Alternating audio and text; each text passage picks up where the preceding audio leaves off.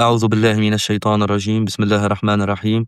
اللهم صل على سيدنا محمد وعلى آل سيدنا محمد كما صليت على سيدنا إبراهيم وعلى آل سيدنا إبراهيم، وبارك على سيدنا محمد وعلى آل سيدنا محمد كما باركت على سيدنا إبراهيم وعلى آل سيدنا إبراهيم في العالمين إنك حميد مجيد.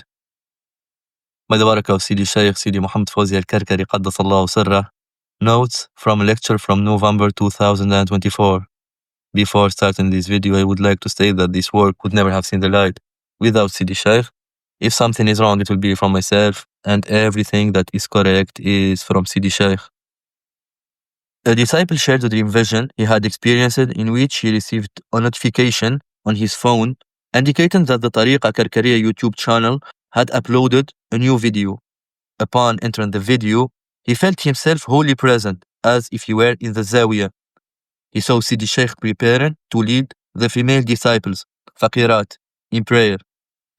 The disciple then approached Sidi Shaykh and began kissing his blessed hands repeatedly, expressing that this was the first time he had done so, and Sidi Shaykh responded with laughter and a smile.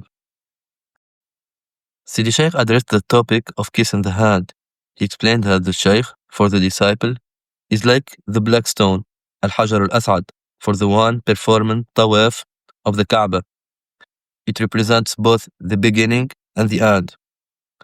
Sidi Shaykh likened the act of kissing the Shaykh's hand to the pilgrims creating to the black stone, which marks both the start and finish of each circuit around the Kaaba.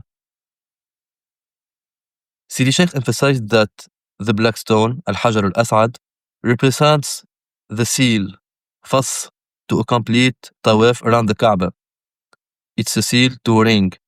He explained that each tawaf around the Kaaba is equivalent to a heaven, Sama.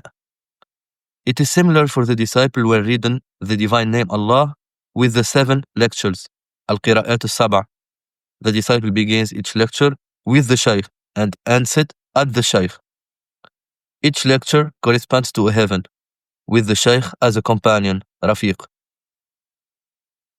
Sidi Shaykh explained that closeness to the Shaykh involves 3 levels: gesturing from afar, touching him with the hand, and kissing him.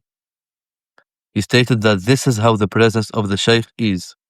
He used the analogy of the pledge of allegiance, al-Bay'ah, explaining that it's done from a distance due to a large number of people.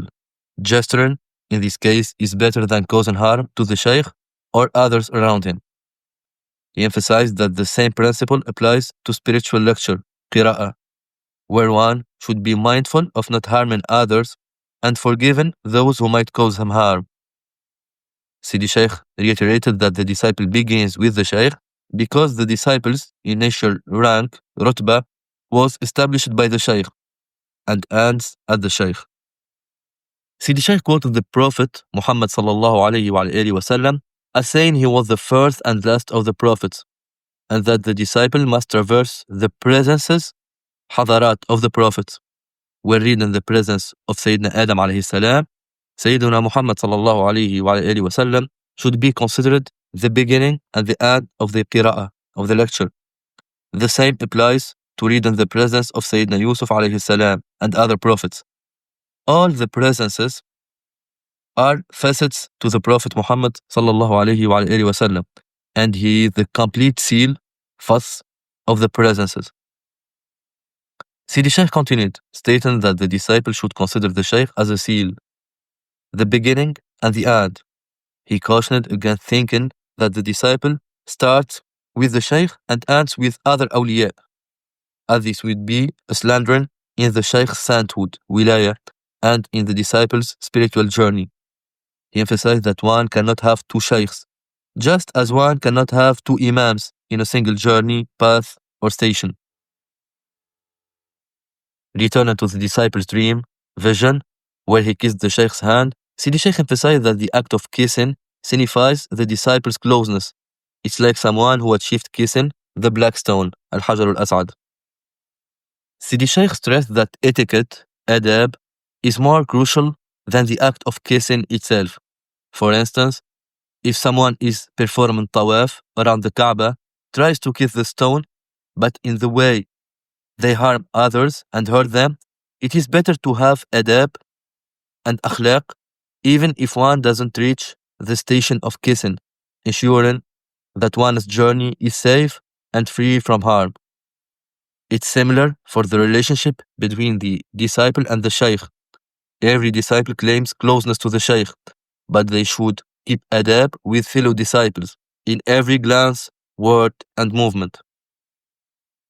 Sidi Shaykh explained that the true test of Hajj is being with the community, Jama'ah, not being alone. If it was about being alone, Hajj would be all year long and not in a particular period or a particular day. He highlighted the importance of patience, sabr, and forbearance during Hajj and of avoiding harm to anyone. He said that the highest form of patience is demonstrated during Hajj. The goal is to be with the community, to be patient, and to avoid harming anyone, achieving the highest level of patience.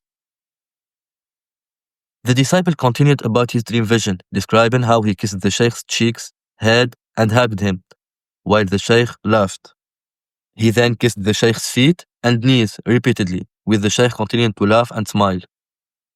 Sidi Shaykh explained that when the higher is connected to the lower within the same essence, there is no distinction between high and low.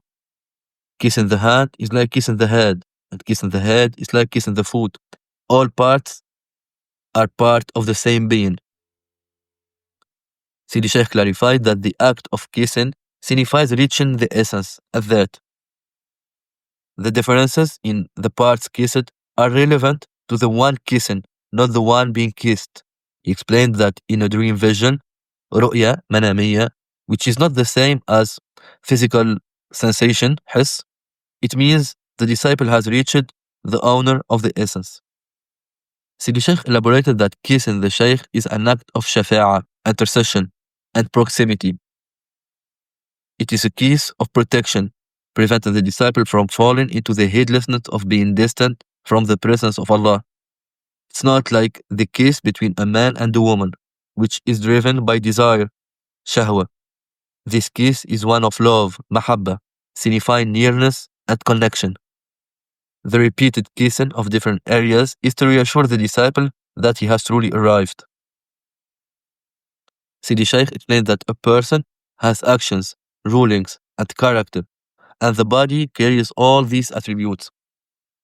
He stated that when one is blessed with a body, one is blessed with all the attributes. Sidi Shaykh used the example of someone who is absent and describing him by their attributes, such as generosity or miserliness. When someone mentions a person's name, others recall that person's characteristics. Sidi Shaykh stated that when a person is present with his essence, all their attributes are present with them. He used the example of the name Allah, which encompasses all the divine attributes. When one mentions Ar-Rahman or Al-Ghafur, one is focusing on a specific attribute. But when one mentions Allah, all attributes are present. Sidi Shaykh explained that when one focuses on the essence, Allah, the attributes and names disappear, and the secret of the essence is revealed. He said that at this point, the matter transcends what the mind can comprehend. In the concluding part of the dream vision, the disciple recounted seeing himself standing until the fuqara brought coffee to drink. Just before waking up, he heard the voice telling him, "Raise your head and say Allah." He understood this as permission to engage in the dhikr, remembrance of the name Allah. Sidi Shaykh explained that when one reaches this level of closeness, one should remember Allah. He clarified that if one wants to apply the ruling of the dream vision, they should remember Allah when they reach that proximity of kissing the Shaykh and are in the presence of the Shaykh. However, if one is far from the Shaykh, they are only permitted to act with the Shaykh's permission. He refuted the claim that some people make about performing the dhikr of the name Allah and not experiencing anything, stating that this is simply a mercy from Allah. Sidi Shaykh emphasized that permission is necessary. He stressed that everyone needs to have permission regarding the specific type of dhikr that they have been chosen for. and which bestows upon them by God. He stated that when the Shaykh commands the disciple to do something, for example, to remember Allah with a specific name or verse, the disciple should have no fear. He stated that God made the Shaykh a protecting fortress for the disciple by the fact that this command descended to the Shaykh and he then transmitted it to the disciple's heart. He also stated that if the disciple did it on their own without permission, they are responsible for what that dhikr and its consequences. The disciple should accept what the Shaykh gives them and refrain from what he orders them to refrain from. Even if they experience a dream vision where the Shaykh instructs them to do something, they should tell it to the Shaykh in the physical realm, in the mulk, and only proceed if the Shaykh grants permission. Sidi Shaykh concluded this point by stating that to facilitate matters for disciples geographically distant from the Shaykh, once they achieve the vision of the light in the form of a full moon, they may request permission from the Shaykh and commence the dhikr of the divine name Allah. So that was all for this video. Alhamdulillah الذي هدانا لهذا وما كنا لنهتدي لولا أن هدانا الله لقد جاءت رسل ربنا بالحق اللهم لك الحمد اللهم لك الحمد اللهم لك الحمد اللهم صل على سيدنا محمد وعلى آل سيدنا محمد كما صليت على سيدنا إبراهيم وعلى آل سيدنا إبراهيم وبارك على سيدنا محمد وعلى آل سيدنا محمد كما باركت على سيدنا إبراهيم وعلى آل سيدنا إبراهيم في العالمين إنك حميد مجيد. سبحان ربك رب العزة عما يصفون وسلام على المرسلين والحمد لله رب العالمين.